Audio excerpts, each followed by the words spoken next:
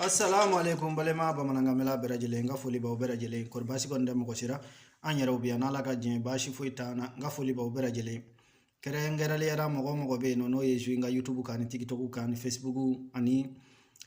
WhatsApp numero da minu nye message chema nga foli ba berajele au be merci alisala ka Antonio ko mbena video do ke bifana no ye balema ke fly message chema follow ta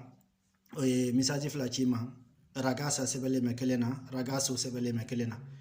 kwa edo nyinika ko kama ko ragasa ko koro muso ragaso ko koro che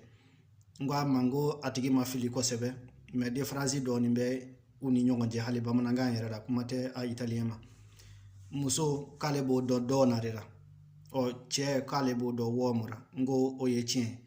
me de phrase yoro ni mi do ragasa o koro e mbogo tigini wale masunguruni o ragazzo o ye chemani walma kamaleni o walma cheni fana beni ka bamana nga fo chugodo no borai flana ngoma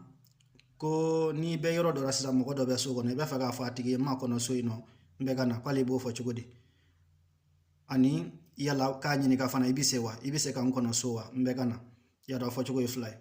o ngama ngo ibafo puoi aspettarmi a casa, sto arrivando. Ibise kangono sui mwa mbegana. Ani mma kono sui mbegana. O mma kono sui mbegana obifo aspettami a casa, sto arrivando. Oh no borei no. Nye cedo infana jabi tukunungo ragazzi italiano ubai utiliser yorodora akacha ubai utiliser. Ina fo misali yara siza ni muso chama sigile mbiya siza nekele nga kai che yura obson absayete muso chama njira nekele che ni donna na siza atise ka fa ko ragazzi pesigi chekele mbe aba fa ko ragazzi donc ni muso ka cha ni chekele mara ka bandro beer abe fo ragazzi menasoro muso dorono atigi bise ka fo ragazzi ndaro na uya famu o ko fe fana mbe fa ka fo mu fo che donye me kuma dora ragazza wal mara ma fa chugodi ragazzi uba utiliser yoro dora drum ndaro ma fa chugodi na fa kuma tabulo kono nana ani kuma dora fa ne ba fo muso do ma yano ko signora ube dimi o peut-être ni nya fo tano ni dotara e ka fo do ba ka fo muso ko ba do ma anga ka sa ko do ma ko ragazza abna fo ko se o chenga kuma e chen mais uba utiliser parce que ya muso ko ba do be uteso aka fu ma ko signora e muso koroba ni mafili bamanangana wale ma muso furule o anga ke sakoro isa hal nasoro kuma dora sakoro ka ku chugo be aha o yabla commentaire ro nasoro ame domine ko bi ni sakoro ka kore kabisa wale ma ni mbugo tiginunga kore kabisa o ani nasoro menu nye janfa nchiwiye ayo bla commentaire ro inshallah aw beraje len fole no anyero bia nala ka jien bashi fo itana aw be merci